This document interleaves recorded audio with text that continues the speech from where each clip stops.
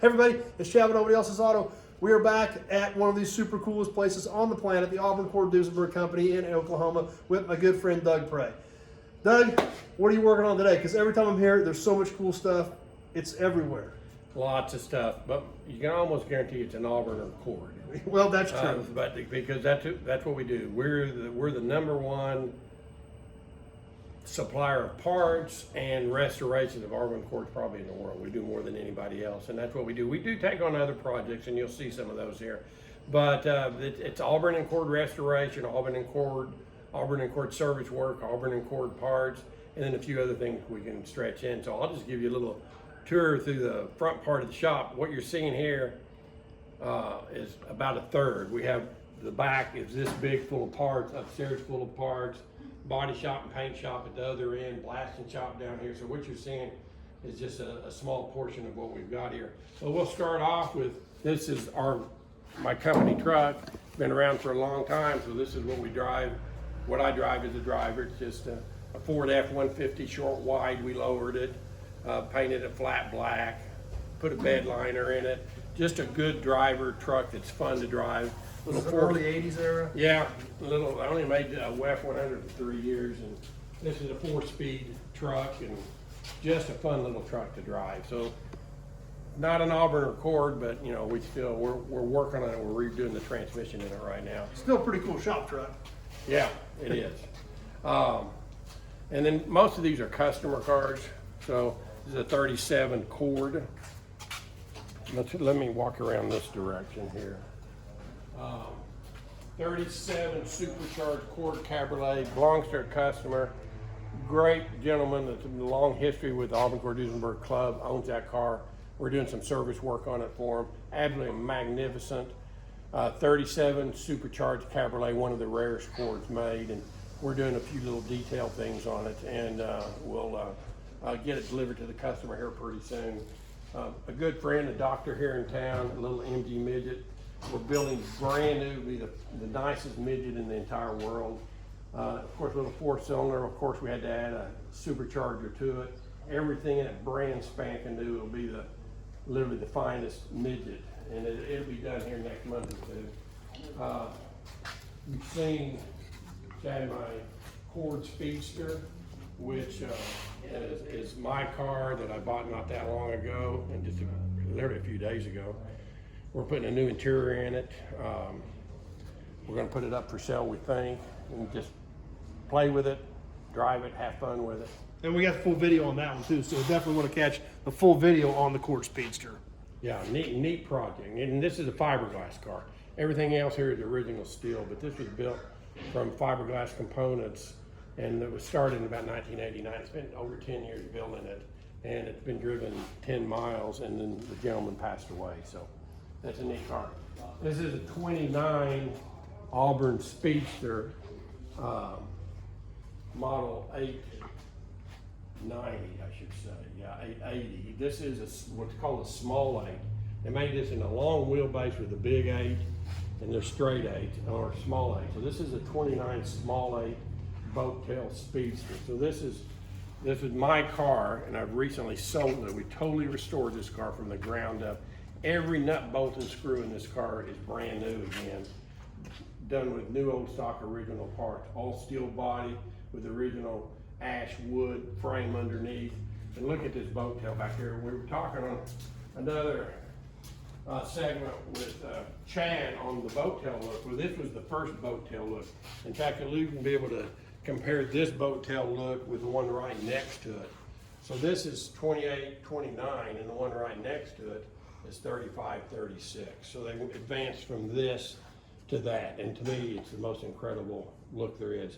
They called them Speedsters because they were fast, and they were supposed to be, when the average Model A Ford drove about 40 miles an hour, and national speed limit was 35, these would do 72 miles an hour. So that's Well, double what you could get. 88 horsepower in this particular one.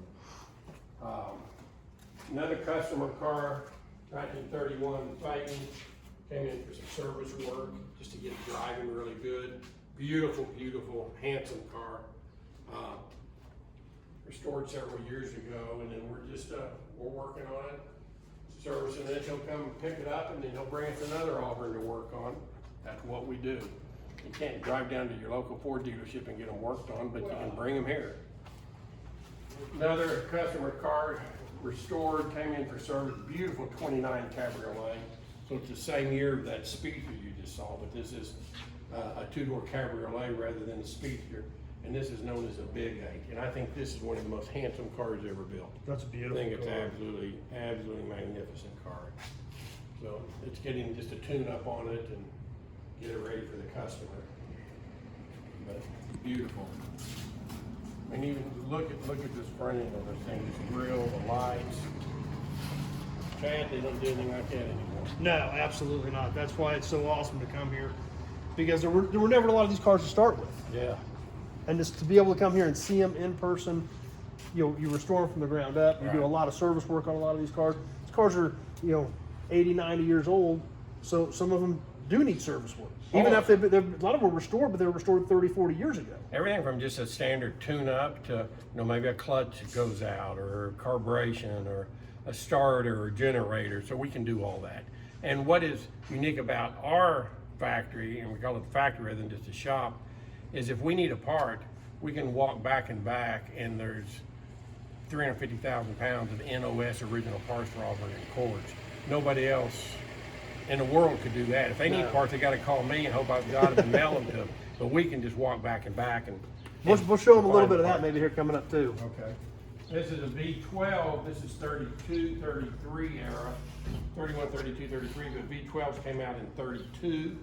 So 1932 V12 that we're restoring. And so beautiful car, all steel, the wood frame, the big monster 12-cylinder engine.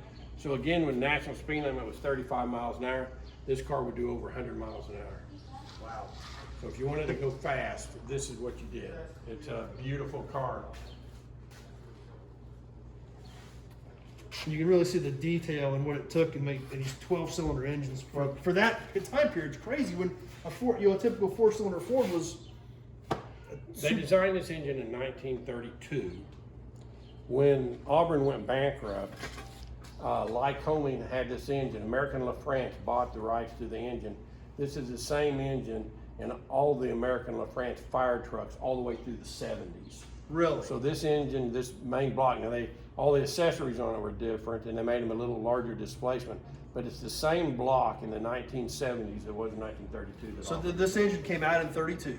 Came out in 32. And it was good enough that it lasted clear up into the 70s, because there was a lot of changes in technology Now about look the at 70s. this small two-seat car that powered all the fire engines in the country. So it's big enough to haul a great big fire engine around, but it's what was in this small two-seated Speedster. That's what's cool about coming here, though. Yeah. Inventory and projects for all the cars here. Just work going on. We're doing a very special cord, and we're laying out all its parts. This is a 31 Auburn sedan. This belongs to a pastor here in town. He drives this to church service and to funerals and parades. And it's a fantastic car, so you can get into the Auburn cord world without spending a lot of money. This car, it's probably a $40,000 car, not a $500,000 car, but when you go to the shows, you park right next to You still got a super cool Auburn. the $1 million Auburns. It's a fun car, it's beautiful, it drives like a dream. It's got wood wheels. We're getting ready to put a different set of wheels and tires on it so it'll stand a little taller. Car runs great. This car's really never been restored. It's just been repainted and then kind of kept up. But even like the rear interior, if you can see it, I mean, you can live back there. It's got so much room. So this car's never been taken apart. Never been restored. It's the original car that's just been, it got painted years ago and then a new interior put in it. But And just maintained overall. the engine's original engine in it. We brought it in and we did it. The car was all tan. We added the black accent and the orange pinstripe to it to make it pop a little bit more. But if a person ever wants to get into the Auburn cord world, this is like the perfect car to do it. Yeah, great starter car type thing. yeah. Have just as much fun. Just as much fun. If this same car, the exact same car, same chassis, same engine, same dash, same wheels, but with the boat tail body, same hood, same grill, jumps to $350,000.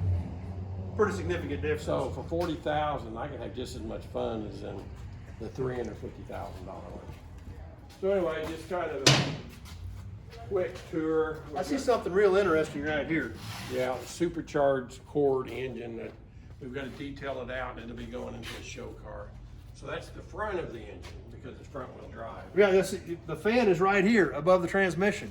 Correct. And so you're looking at the front of the car, and that on that one Cord Speedster, that transmission cover covers the transmission in front.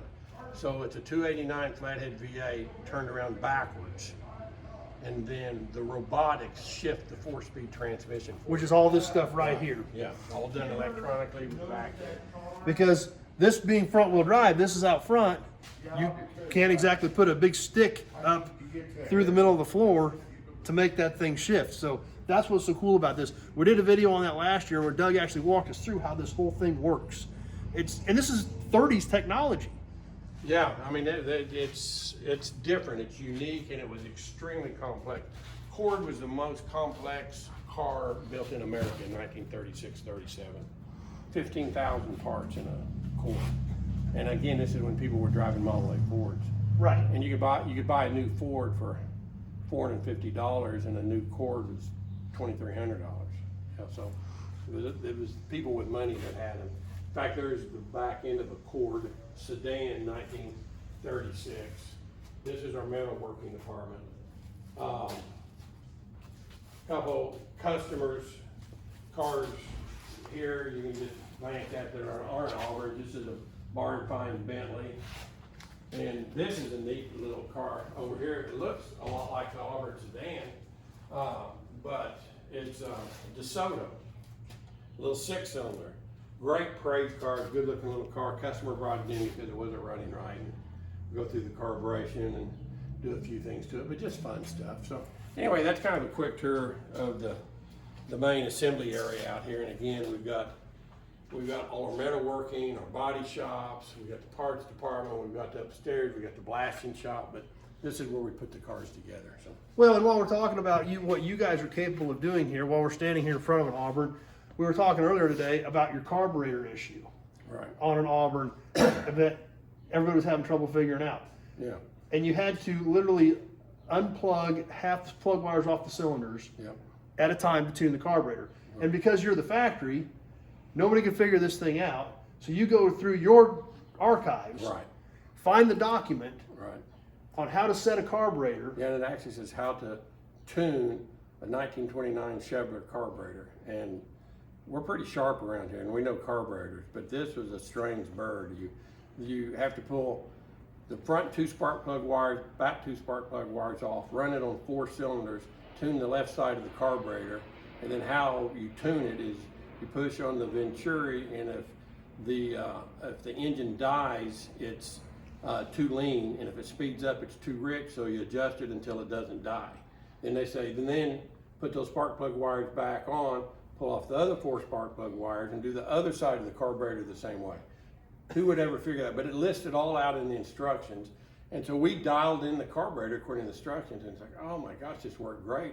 As where anybody else is just kind of guessing, and they can kind of make them work. Right. Well, we did it by the book. With your archives, because you're the factory, you've got the access to this stuff, you've got it in your files, you were able to do that. Well, and then people complain because of the carburetor, you stop the car and gasoline runs out of the carburetor. Okay, how do you stop that? So we read the instruction manual. It says when the engine dies, you will get several drips of gas. Don't worry about it. There's a drain to drain it off. I mean, it says in instructions. So, okay, the drip is there, and it's just above the exhaust. I mean, it's like, but it was built into the car. But that's why you guys do service work on Auburns and Cords. Right. Yeah, we know that stuff, and other people don't. Yeah. And you've got access to the parts, you've got access to the documentation to do it.